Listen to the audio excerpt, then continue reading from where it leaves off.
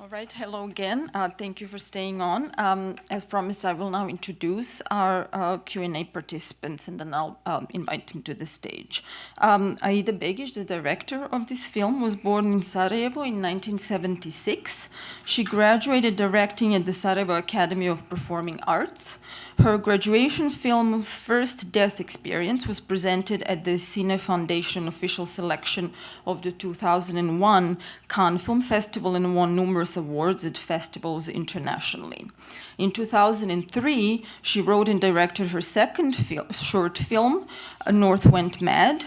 In 2009, she founded an independent production company, Film House. Her debut feature, Snow or Sneg, won the Grand Prix at the Semaine de la Critique and was nominated for a European Academy Film Award. Children of Sarajevo, or Djeca, won a special distinction at the Uncertain Regard at the Cannes Film Festival. In 2014, she wrote and directed Album, part of the omnibus Bridges of Sarajevo, which world premiered at the official selection of the Cannes Film Festival and actually won an award at our festival as well.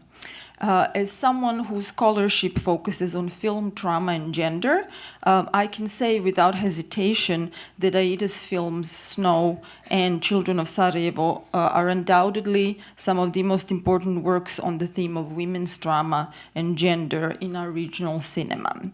She also works with children very frequently, as you were able to see in this film as well, so maybe that will be something we will talk about as well. And then our second Q&A participant, Admir Mašić, is originally from Bosnia. He is the Esther and Harold E. Edgerton Career Development Professor in the Department of Civil and Environmental Engineering at the Massachusetts Institute of Technology, or MIT, in Boston. He received his PhD in physical chemistry in 2006 at the University of Torino in Italy. You might be wondering now why he is invited to this panel, but it just so happens that he currently heads MIT's REACT program, which works to bring MIT caliber education to refugees and other displaced populations where they live. So please join me in welcoming to the stage Aida Begić and Admir Mašić.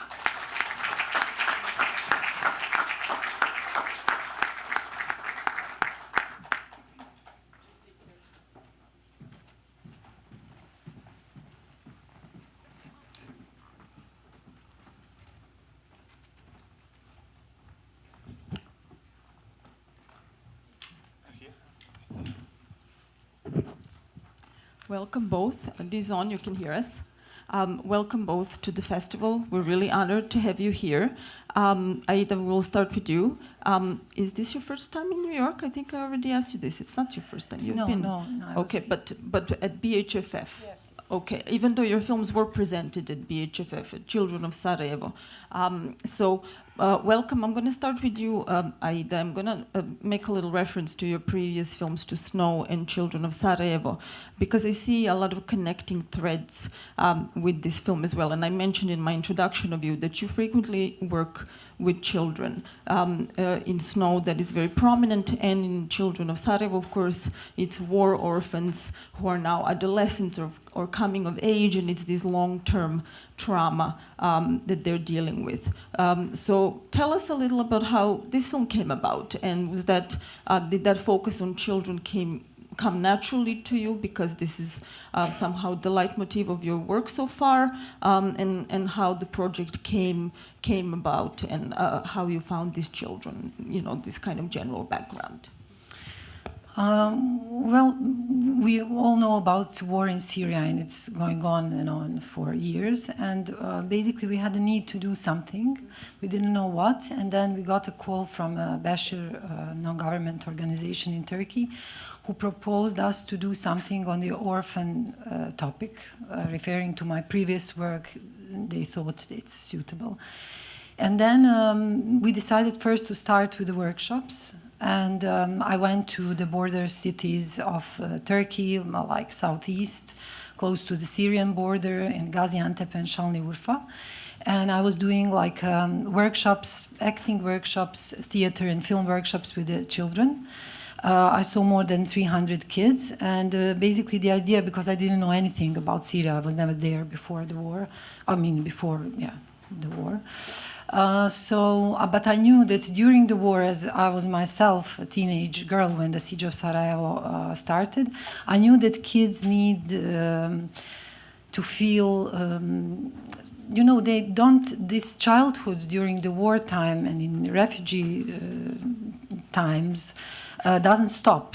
Basically, it's interrupted, but you are still a kid and you need to play, you need to have some nice time. So we wanted to really remind them that they are kids and to play with them and to, you know, like to just do something nice, what we can do. We are artists, we cannot do anything else. And then knowing those kids, I came to the script, to this story, and I based this story on their real life stories. I wanted to make fiction film because I wanted to protect the kids. You know, when you work with such a traumatized population, you cannot really make them expose their own, how to say, like lives, especially because they are kids. So I needed to protect them in that sense. So they had to play characters.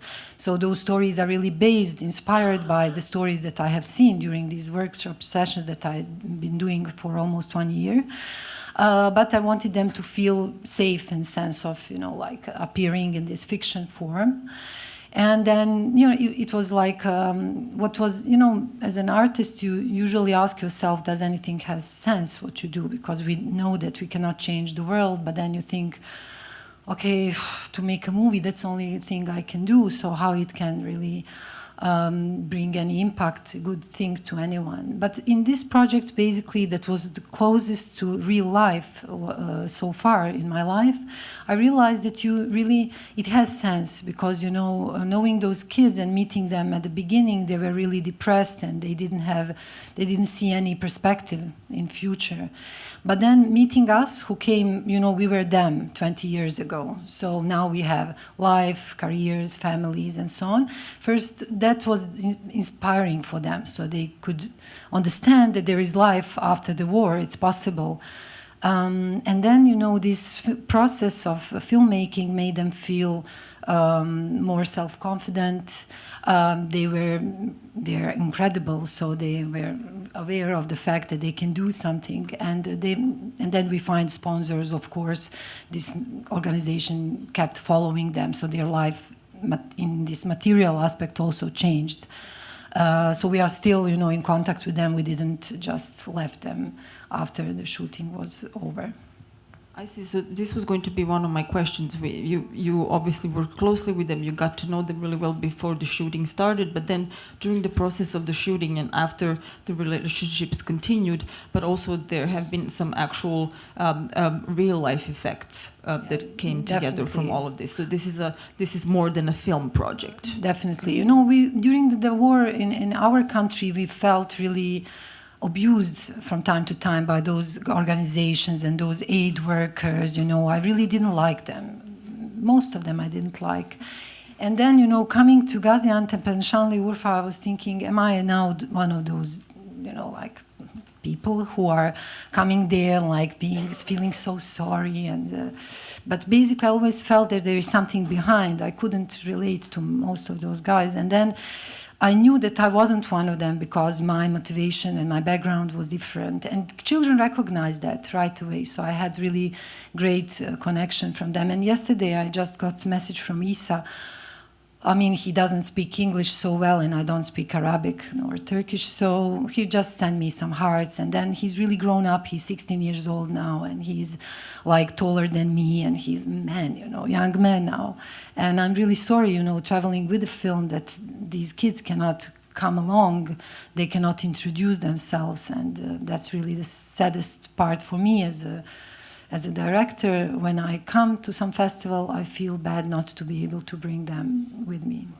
Aida showed me this picture. He really looks, I mean, you can recognize him, but really stunning young man. And I want to, Admir, I want to bring you into the conversation now, because this is a nice segue. Aida mentioned her own war experience and kind of how that was influencing how she approached the work with these kids. And you yourself were a refugee from Bosnia. And that's undoubtedly something that influences and informs your participation in this project. So tell us a little more about REACT and your own kind of experience informing all that. Yes, I must say, as a chemist and scientist, being here is kind of unusual. But We love it. first of all, I need to thank you. Okay, this was an incredible experience for me, and this is by far the best movie internationally on refugees that I have ever seen, and I expect really an incredible feedback from this incredible work that you just showed us and presented. And now, as a scientist, being here with you, when I got an invitation, I didn't kind of thought that I fit apart being a refugee, and I don't know how much I'm different from and in a sense, how many refugees are here with us? 1, 2, you see, okay. So I really don't differ from any of you in this kind of setting, and what really changed, what really made me different from many of my peers that were in my refugee camp and then followed me through all my life is the opportunity to bet on one thing, education. And it's not an easy kind of thing, especially through your movie. And nothing changed, by the way, 25 years ago or today. And I do travel through refugee camps and see refugees stranded around the world. Nothing changed. And really, in these conditions of segregation, discrimination, a lack of opportunities, it's really difficult to believe that education could be the key. And it's beautiful. Your movie, again, I found it so fascinating. There are two things that I really bring out. School was mentioned so many times. And it was there, like it's mandatory, you have to go to school. But it's really challenging to do this. And these kids are natural, and this holds for what was in my refugee camp. Really, it's not an easy task to go to school. And second point is talent. This talent show that you featured in this movie is such a beautiful concept, and it's actually talent and education are two key pillars of REACT. So let me, I don't want to talk too much. As a professor, I have this kind of bad thing to talk a lot. Anyway, so there are two things that in this movie, and now, as I said, it makes sense to have me here, that emerge really strongly. School is important, and talent is ubiquitous. Talent is everywhere, and we know that. What is not there is the opportunity. And what REACT does is something very simple. We give the opportunity to every single refugee in the world right now to bet on education and to receive a high-quality education anywhere they are right now. We are focusing, of course, on the higher education. MIT is quite a good school, and we do have a lot of cool new age let's say, technologies that are able to guarantee the quality of education that we deliver to these kids. And what we are trying to do is really to give opportunity to talented students. So Ahmed could be a very good, I think, candidate for future. The fact is that we try to basically help these talented students to go through these challenging conditions and situations, betting on education. We do this through many different tools. Of course, online component is fundamental. We do connect our students with companies, local enterprises. They do paid internships, so they make money without selling the tissues. They are generally, right now we are piloting computer and data science, but we will expand on many different tracks. And so we have a big network of companies, a lot of global players that are fighting for our students, which is really a great feeling. So yeah. And now I just do say something yes, regarding this education issue. It's much easier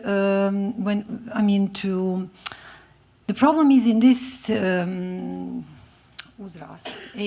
young age of kids.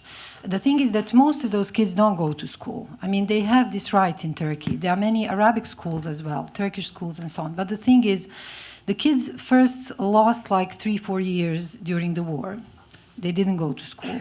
Then they come somewhere, and then they cannot fit in. You know, the boy is, for example, 12. He is almost illiterate because he was, supposed to go to school. He just skipped this 3-4 years, and then he cannot. There is not what it would be needed.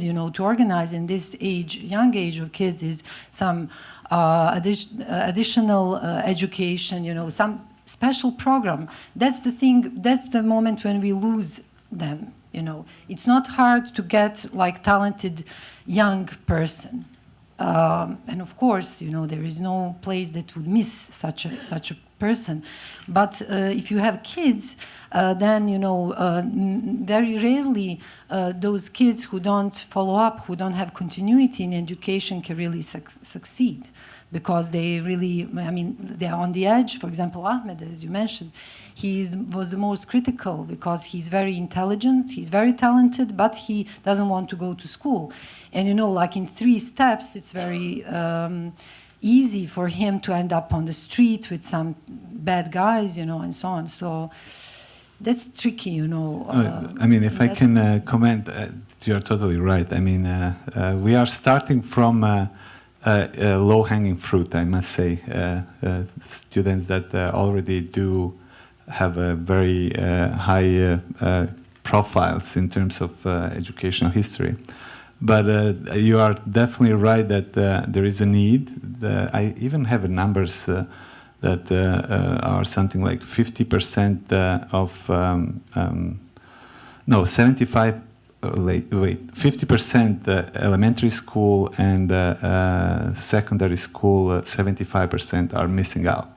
So you are totally right that there is a huge problem there, and hopefully through many other tools that we are developing, and they are available. We do live in a very exciting time when it comes to education, and education is changing, not in this specific, but everywhere globally. So I truly hope that we will be able, not we in general, all our community, to inspire new tools and reach out to this generation. But what I think one of the underlying things that I want to address here is that what's really important in this exchange, and what you're both getting at, is this is really intervening into the usual way that we talk about the refugee crisis, which is basic survival. The main thing is the basic survival, but there has to be structures that support much more than that. Once refugees survive, they're displaced somewhere. What kind of structures or safety nets are there? Not just with with education, which obviously is such a critical one for children, but also things like healthcare or support in dealing with PTSD, which is such a prominent aspect in your film as well. So this is something that both of you are getting at, and I think this is really an important thing that complicates the conversation. And Aida really wanted, in our conversation, you mentioned this, you wanted this film to actually be much more than a film and to be an extension into important conversations of what needs to be done. So tell us a little bit about the reception that the film has received when you've showed, I know it's played various festivals, in terms of not just staying within the frameworks of a film, but actually, you know, changing something or being kind of a call to action to a different kind of awareness of this issue, and perhaps people being able or being willing to do more to address this issue internationally. I must say that this movie hasn't been shown in Europe yet. It was rejected in everywhere, and maybe it's not good enough. I'm not saying that it's just you know, some bad, but what basically I wanted to do a film about invisible kids. This kid, you know, that approach you in every city in the world and try to sell something or to say something. You just give them sometimes $1 or nothing, you know. But the thing is that, and I decided to do this movie in the very poor city in Turkey, where just the poorest Syrian refugees stayed.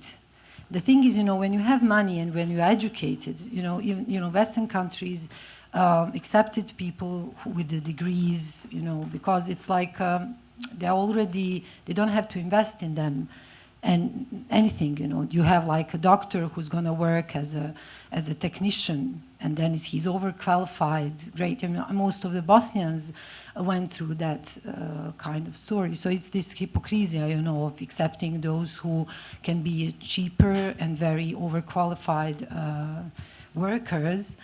And what about those who are poor and not educated? They are people as well, you know. And this population I was more interested in. So for me it was important, you know, to pay attention. For example, you know, it's not only money money cannot solve everything. However, we think differently, but it cannot, you know. For those kids, it's more important to give them love and attention sometimes than to give them jacket and, okay, they need jacket, they need also food. But the thing is about the communication, really looking to other people, to their needs, to their eyes, you know. That's the thing, and that's what art is about. I think, for me, movies to talk about very specific, particular stories that you will really relate to in your own way. You know, the movie shouldn't tell like a general truth or give you the key about history or politics or anything, you know. But it has a truth about specific, particular people and their destinies. And your experience is unique in perception of that piece of art. And I hope that people can really relate to each other that way. So I don't know what is the solution, and I mean, I'm not working for these kind of organizations that are basically making frames for our lives and for our future and for our whatever. As an artist, I'm trying to look at particular people's, you know, lives and try to relate to them. And I think in that sense, if I personally relate to one kid that is in need, I think it can change a lot. So the thing is that I don't think, you know, how I think we can be completely feel weak or feel helpless. We cannot change the world. We cannot change anything globally. Of course we can't. But what we can do is to relate to one person that you can help, and that's enough, you know. That's how you really change the world. So I think that we get tired with this idea that we cannot change anything in general. And in this megalomaniac intention and ambition, we just don't do anything.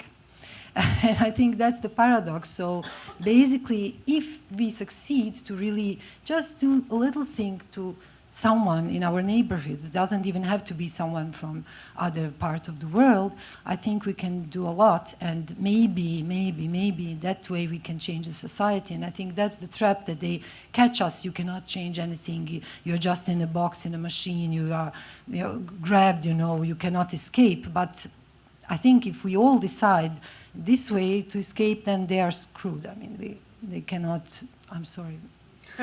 I don't have a sense if I'm cursing in English. Yeah, that was beautifully put, and I think the power of cinema is such that it really can introduce us to the lives of others and make us empathize and imagine being in someone else's shoes, someone else's whose lives are entirely different from ours, culturally, socially, geographically, historically, and so on. So this is a really important starting point in so many ways. So Admir, I told you in advance I will ask you this about cinema in particular. So I'm going to put him on the spot a little bit, even though he's a scientist. So in your work, you're doing some of this practical, utilizing technology and doing some of these practical things. But I wanted you to maybe say a little bit about the role of cinema in all of this, because what Aida just said, maybe build on that a little bit. The power of cinema to kind of trigger a certain kind of change, go beyond the limits of seeing a film, feeling bad about these kids, and then going about your day or your life. Instead, maybe seeing such a film and deciding something needs to be done. I don't want to give you an answer, so take it away. I must say, I heard this question like 30 minutes, no, actually now an hour and a half ago. But the fact is that it's art. I mean, it's powerful. You just made something powerful that connects with every single, and has to connect with every single individual in this room, but also everywhere. And it's fruit of your experience, probably, because it really incarnates so many different nuances of these kids that really kind of connected with me incredibly. I couldn't hold my tears over there, but it's powerful. It's beautiful. And we should do more of these artistic performances. Use any sort of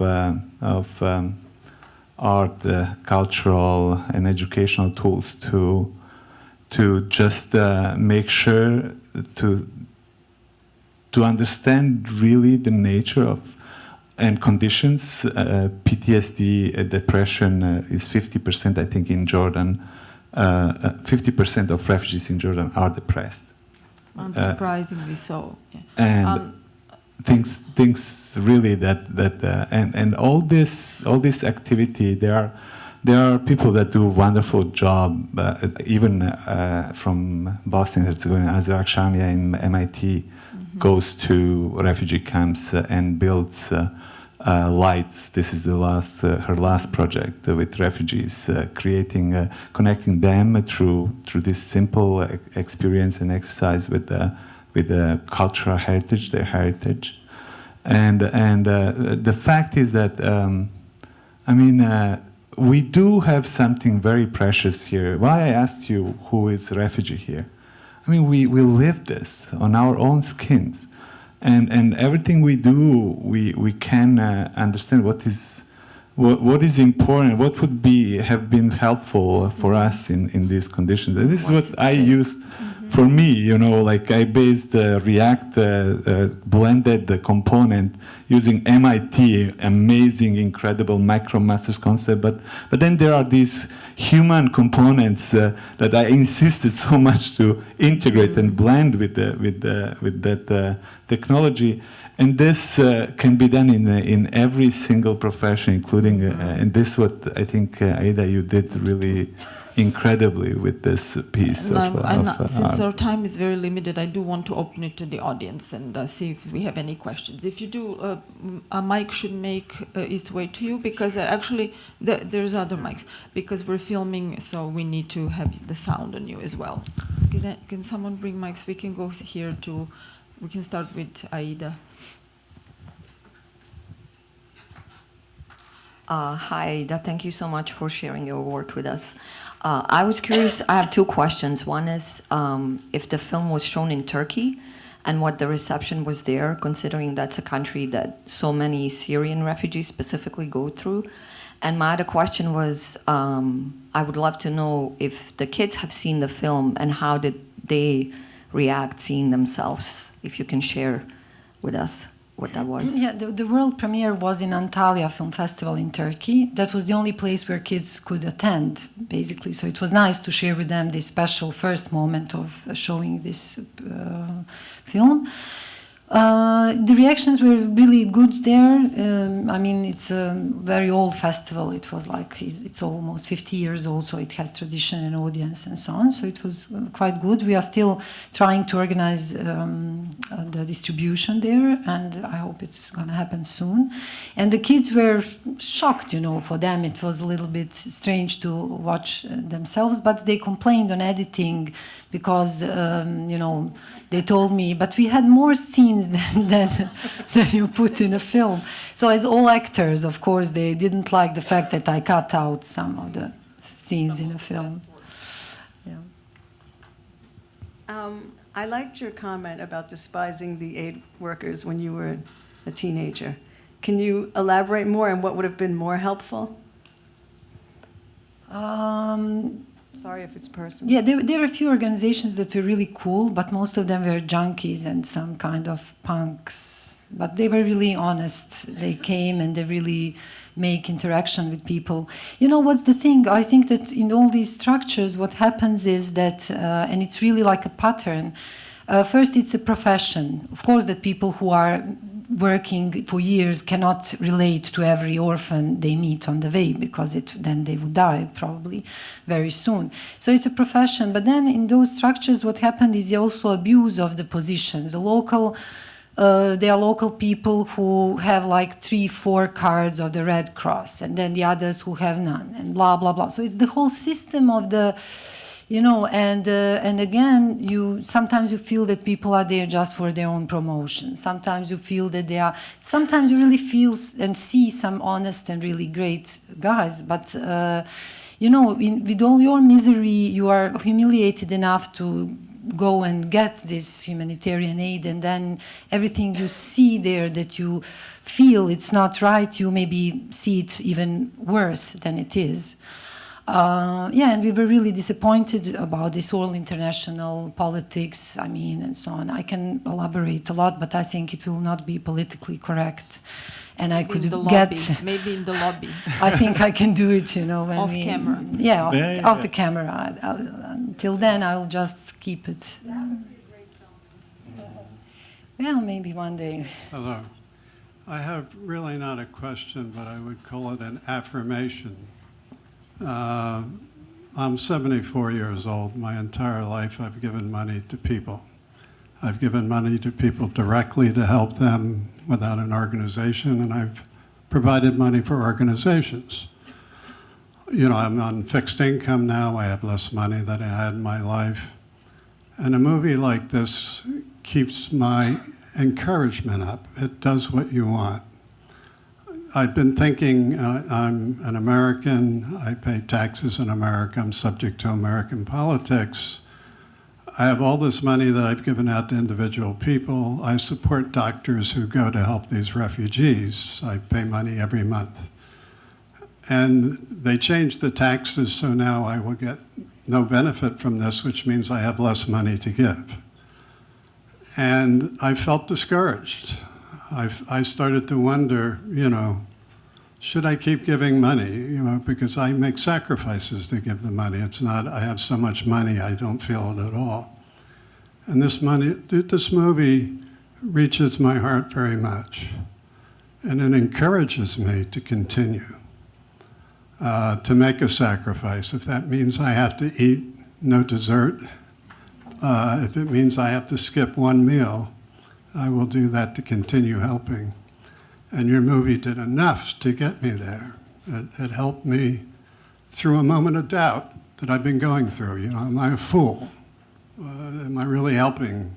There's so much help. How much am I really helping? And this encourages me to keep going. So Thank thank you so you much. all. God bless Thank you. you. I think we have time for one more question right there, and then we're going to have to end. Hi. Once again, as the affirmation, that was amazing. And as one of refugees, like just watching that, I feel like puts you in a place that you don't expect to enter in such a pure, organic way. So I applaud you for what you did on the screen there.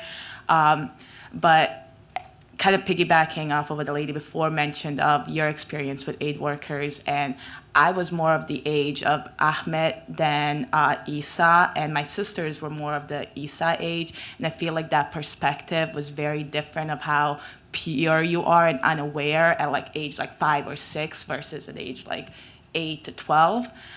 How was your experience as a director different with the kids from a different age of trying to get them to go to certain places or do certain things from one, a storytelling perspective, but also from a bonding way based on the difference in the ages? Yeah, the thing is, I don't speak Arabic, and I don't even remember. I had one girl who was translating, but I don't remember any barriera between me and the kids. And I know that, cinema is more than words, of course, but I also know that, and this project proved me again, that communication between people is beyond words, We communicate more on other levels than from what we say to each other. And in that sense, for working with kids, you need to get their trust. They have to trust you. And give them love, and they love you back, and then you have no problem. And I used to work with kids. I always do workshops. I even, as a preps for my previous films, I did workshops in orphanages in Bosnia as well, and so on. And I know that if the kid is motivated enough, and if this relation works, then I'm never afraid. I think they are much better than adults, because unlike adults who are most of the time just taking away, the kids give you back. So I'm never afraid, however small or big they are, if if that's the kid that is right for the role, I'm never afraid of that. And kids are very serious people. You can talk openly. I don't treat them differently than adults. So you can openly tell them whatever. I mean, there was one kid that was almost got this Mate's role, the guy who is singing at the end. But then on the way, he started changing, he started to act something differently. And then I had a serious talk with him saying like, look, this is not the character that you should play. And he told me, but I want to play a tough boy. And I said, but I don't want this tough boy to be in a movie, so what we can do? And he said, I don't know. And I told him, if you change your mind and decide to follow me, then we can work. If not, I will give you some smaller part. And then he just played smaller part. So you can really talk to them like that. So I think that they understand much more than we think. They are much more serious than we treat them. I have 2 kids of my own who were with me during this process all the time and during shooting, and you cannot fool them. I mean, they are serious people. and your approach to childhood is in this way is really evident throughout your work, I must add. On this note, we do have to end because the next screening is going to happen soon. I would like to remind you that the film is nominated for the Audience Awards, so do please cast your ballot as you're leaving the theater. There will be volunteers collecting. And thank you again, and let's give another round of applause to our guests. You can